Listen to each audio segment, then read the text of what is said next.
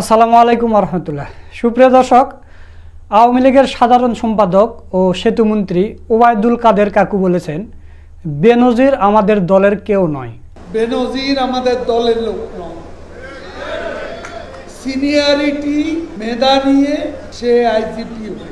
এরপর তিনি বলেছেন, আজিজও আমাদের দলের কেউ নয়, আমরা তাকে তৈরি করিনি, তার যোগ্যতা দিয়েই সে তার। আজিজও আমাদের দলের লোক নয়, সেনাপ্রধান হয়েছে তার যোগ্যতা, তার সিনিয়রিটি। এই নিউজটা সময় টিভিতে আপলোড করা হয়েছে। তো সেখানে কমেন্টে দেখলাম যে মানে অনেকে ট্রল করে বলতেছে যে আজিজ বিএনপির লোক আর বেনজির জামাত করে, আওয়ামী লীগের কেউ নয়। তো আওয়ামী লীগের কেউ নয়, তাদেরকে গ্রেপ্তার করেন, গ্রেপ্তার করতেছেন না কেন? জামাত বিএনপির লোকেরা যদি 14 হাত মাটির নিচে কোনো একটা গর্তের ভিতরে গোপন বৈঠক করে, সেটা আপনারা খবর পান। আর বেনজির 1 মাস ধরে 1000 কোটি টাকা ব্যাংক থেকে তুলে নিয়ে গেল, আপনারা কোনো সংবাদ পেলেন না। তো অত ঢাকা এয়ারপোর্ট দিয়েই তো পালিয়ে গেছে, তো আপনারা কোনো খবর পাননি। আর জামাত বিএনপিরা তো একটা মশাও যেতে পারে না, জামাত বিএনপির কোনো লোক তো এয়ারপোর্টে ঢুকতে দিতেন না, গ্রেপ্তার করে ফেলতেন। তো তাহলে আজিজ বেনজির এরা তো আওয়ামী লীগের কেউ নয়, তাদের গ্রেপ্তার করেননি কেন? তো দর্শক, বেনজিরের যে জমিদারি মানে ধীরে ধীরে যা প্রকাশ পাচ্ছে, আপনারা মানে শুনলে আপনাদের মাথায় ঘুরে যাবে যে কত কোটি কোটি টাকার দুর্নীতি সে করেছে এই কয় বছরে। আমরা আর একটা নতুন 2টা নিউজ পেয়েছি, আপনাদের একটু দেখাই, আপনারা স্ক্রিনটা লক্ষ্য করেন। আপনারা দেখতে পাচ্ছেন যে এখানে নিউজ করা হয়েছে দেশ জুড়ে তার জমিদারি। আচ্ছা, এখানে শখ করে একে দেওয়া হয়েছে বেনজির আহমেদের জমি 50 বিঘা ঠাকুরগাঁও সদর, 50 বিঘা নীলফামারী, 100 বিঘা কিশোরগঞ্জ সদর, 200 বিঘা গাজীপুর কালীগঞ্জ, 273 বিঘা মাদারীপুর, 75 বিঘা বান্দরবন সদর, 182 বিঘা লামা উপজেলা, 48 বিঘা সাতক্ষীরা সদর, 2 বিঘা কক্সবাজার, 4 বিঘা সেন্ট মার্টিন, 1400 বিঘা গোপালগঞ্জ সদর। তাহলে আপনারা এখন চিন্তা করেন এখানে কত। আর বেনজিরের চিকিৎসকের নামে 250 বিঘা জমি, তার চিকিৎসক যে পারিবারিক চিকিৎসক, তার নামে 250 বিঘা জমি। তাহলে চিন্তা করে দেখেন কত কোটি টাকার দুর্নীতি করেছে, মানে বাংলাদেশকে একেবারে চুষে খেয়ে ফেল দিছে।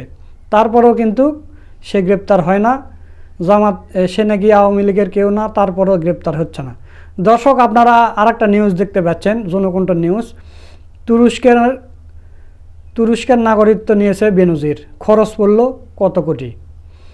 তো আমরা এখানে নিউজে দেখতে পাচ্ছি যে সাবেক আইজিপি বেনজির আহমেদের প্রতিদিনের কোনো না কোনো দুর্নীতির অবৈধ সম্পদের নতুন নতুন তথ্য আসছে। গুঞ্জন উঠেছে তুরস্কের নাগরিকত্ব নিয়েছে বেনজির, এর জন্য তাকে গুনতে হয়েছে 5 কোটি টাকা। তাহলে চিন্তা করে দেখেন যে এরা সর্বোচ্চ আইন শৃঙ্খলার পদে থেকে কত কোটি কোটি টাকা এরা দুর্নীতি করেছে। তাহলে এই দেশের কি থাকবে? আর যত দোষ জামাত শিবিরের দোষ। তো জামাত শিবিরেরা কয় কোটি টাকা দুর্নীতি করেছে একটা প্রমাণ দেখান। 2 জন এমপি মন্ত্রণালয়ে 2 জন ছিল, মন্ত্রী ছিল, 1 টাকার দুর্নীতি তারা বের করতে পারেনি, পারবেও না। তো জামাত শিবিরেরা এই দেখেন সিলেটে বন্যা হয়েছে, সেখানে ত্রাণ দিচ্ছে, আওয়ামী লীগের কোনো খোঁজ খবর নাই। এরা শুধু আছে লুটপাট নিয়ে আর এই বাজেট নিয়ে। নতুন যে বাজেট করেছে এটা তো আরও গরিব মারার বাজেট। সাধারণ মানুষের অবস্থা খুবই খারাপ। মানুষজন এখন মানে দেশের অধিকাংশ মানুষেরা এখন ধার করে মানে হাট বাজার করতেছে, সংসার চালাচ্ছে। এই বর্তমান যে বাজেট, এই বাজেট নিয়ে মানে কঠিন প্রতিবাদ করেছেন বাংলাদেশ জামাতে ইসলামী, সেই ভিডিওটা আপনাদের দেখাবো। দর্শক, আপনারা চিন্তা করে দেখেন, এই মোবাইল ফোনে আপনি 100 টাকা রিচার্জ করলে 28 টাকা সরকার নিয়ে নেবে, আপনি পাবেন 72 টাকা। তো চিন্তা করতে পারেন, বিশ্বের বিভিন্ন দেশে, ইউরোপ আমেরিকার সব দেশে মোবাইলে টাকা কাটে না, এমনিতেই কথা বলা যায়, ইন্টারনেটের সামান্য কিছু খরচ কাটে। ধরলাম আমি যে বিয়ে বাড়ির জন্য আপনার ট্যাক্স ধারণ করা হয়েছে, যে অতিথি সংখ্যা এত হলে আমি এত খরচ করলে আমাকে এই পরিমাণ কর সরকারকে দিতে হবে, তাহলে আপনি কি হবেন? আপনি কিন্তু একটু মিতব্যয়ী হয়ে যাবেন। আমি এই জায়গাটিতে করবে সরকার আমি আমার অর্থ খরচ করবার ক্যাপাসিটি অর্জন করেছি, সেখানে সরকার কেন হস্তক্ষেপ করবে? তাহলে আপনি ভোট দেবেন। কি সরকারের কাছে তো আমার বিয়ে বাড়িতেও টাকা চাইতে হবে? মানে এক প্রকার আমি এখন বিয়ে আপনাকে বাড়ির কাছ থেকে টাকা নিয়ে সরকারকে চলতে হবে। আমি সেল ফোনে কথা বলবো, এটি আমাদের পার্শ্ববর্তী দেশ ভারতও আছে, আপনি যেখানে বসবাস করেন সেখানেও আছে। সারা পৃথিবীতে না, ভুল, সারা পৃথিবীতে কথা বলতে এখন পয়সা লাগে না আপনি লাগে। তাহলে আমি আপনাকে বলি 100 টাকা যদি আপনি রিসার্চ করেন, আপনার ভ্যাট ট্যাক্স বাদ আমি দিয়ে আমেরিকা কানাডাতে সম্পূর্ণ ফ্রি। পার্শ্ববর্তী দেশ ইন্ডিয়া 1 টাকা দিয়ে বোধহয় 15-20 মিনিট কথা বলা যায়। আর আমাদের এখন থেকে এই নতুন নিয়ম মতো দেখা যাচ্ছে আগে 2.5 টাকা মিনিট কাটিয়ে চলে, এখন হয়তো 3 টাকা 3.5 টাকা মিনিট কাটবে। কি একটা অবস্থা! 2008 সাল থেকে 10 সালের মধ্যে আমরা 10 টাকা দিয়ে 40 মিনিট কথা বলেছি।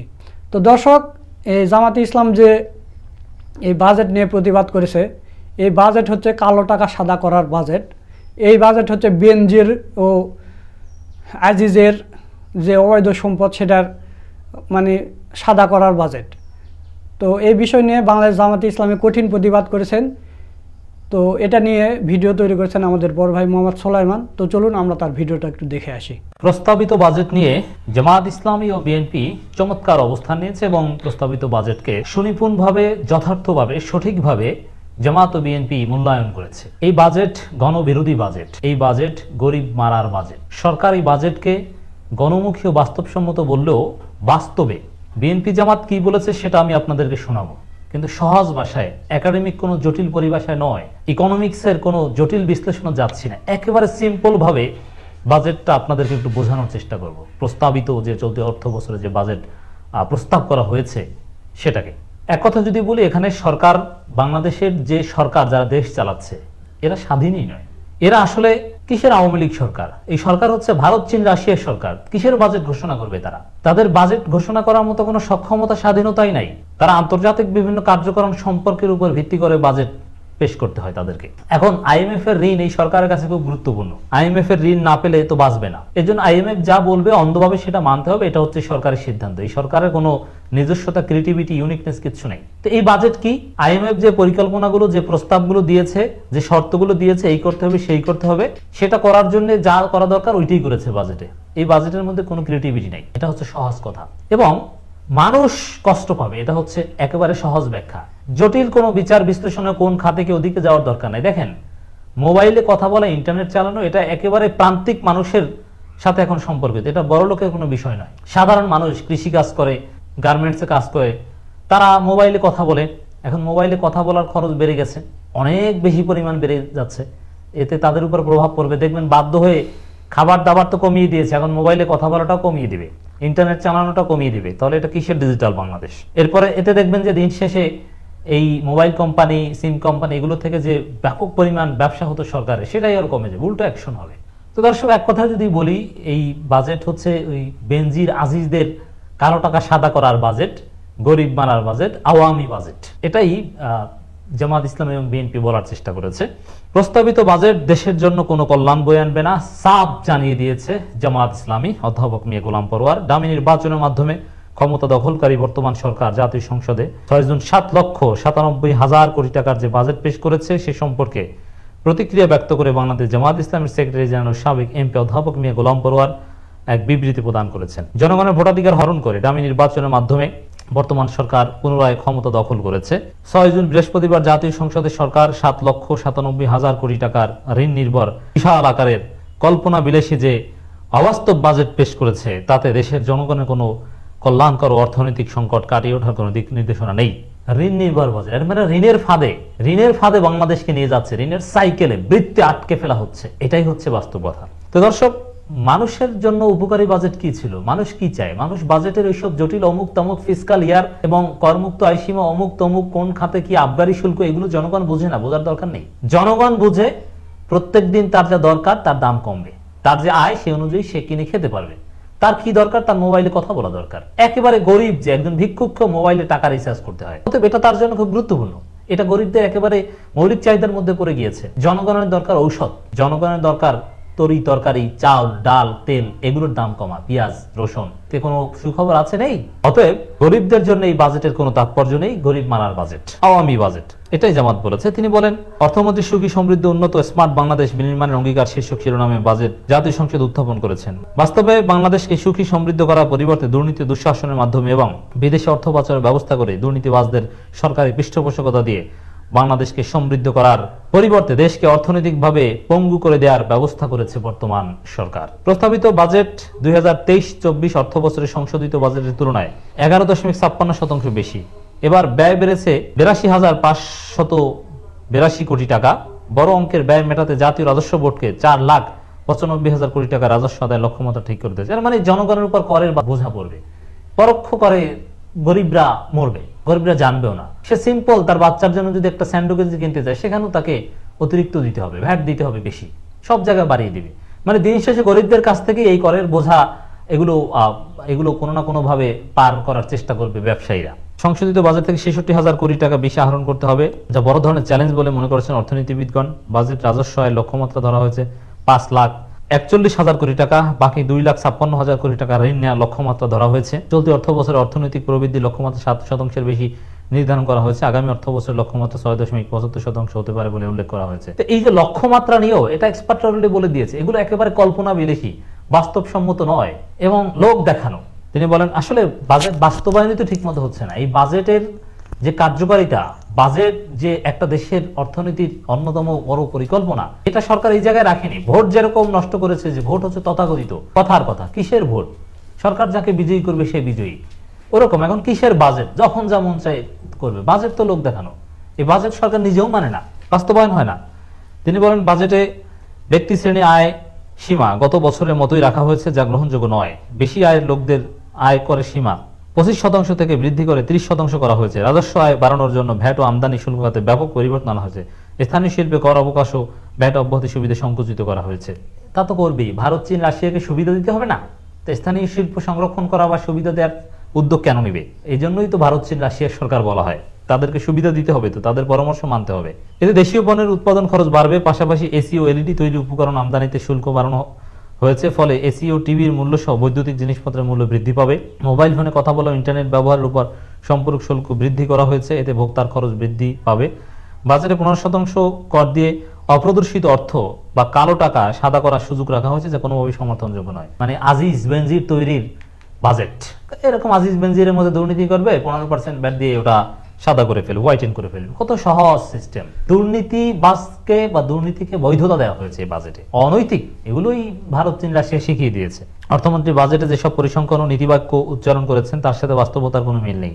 বিরাজমান অর্থনৈতিক দুরবস্থা সমাধানের বাস্তব কোনো পরিকল্পনা পদক্ষেপ নেই। বর্তমান সরকার 2023-24 সালের জন্য যে বাজেট পেশ করেছিল তার অর্ধেকও বাস্তবায়ন করতে পারেনি। মেগা প্রকল্প গ্রহণ করে তা বাস্তবায়ন পরিবর্তে লুটপাট করেছে। ব্যাংক লুটপাট, বিদেশ অর্থ বাজার, শেয়ার বাজার, অর্থনৈতিক খাতে দুর্নীতি রোধ করবে বাজেটে কোনো দিক নির্দেশনা দিতে পারেনি অর্থমন্ত্রী। তো এখন এইটাকে আরো সুন্দরভাবে ব্যাখ্যা করেছে জামাত, আরো ডিটেইলস বলেছে। জামাত যে ব্যাখ্যা করেছে এরপর আর কোনো কথা থাকে না। আওয়ামী লীগের মিত্ররাও এই বাজেট ভালোভাবে দেখেনি। রাশেদ খান মিলন বলছেন বাজেটে সাহসী কোনো পদক্ষেপ দেখেনি। আওয়ামী লীগের আরেক গোপন মিত্র চরমনাই, তারা বলছে এই বাজেট বার্ষিক লুটপাটের বরাদ্দপত্র। ওবায়দুল কাদের তো মুখস্থ কথা বলবেন, এই ছাত্রলীগ মুখস্থ পুরনো বক্তব্য মিছিলে বলে দিয়েছে। সংকটে এই সময় গণমুখী বাজেট হয়েছে ওবায়দুল কাদের বলছেন। মির্জা ফখরুল বলছেন বাজেটে লুটের নতুন পরিকল্পনা করা হয়েছে। মির্জা ফখরুল জামাত যে বলেছে সেই তথ্যপত্রগুলো এখানে ইউজ করা হয়েছে।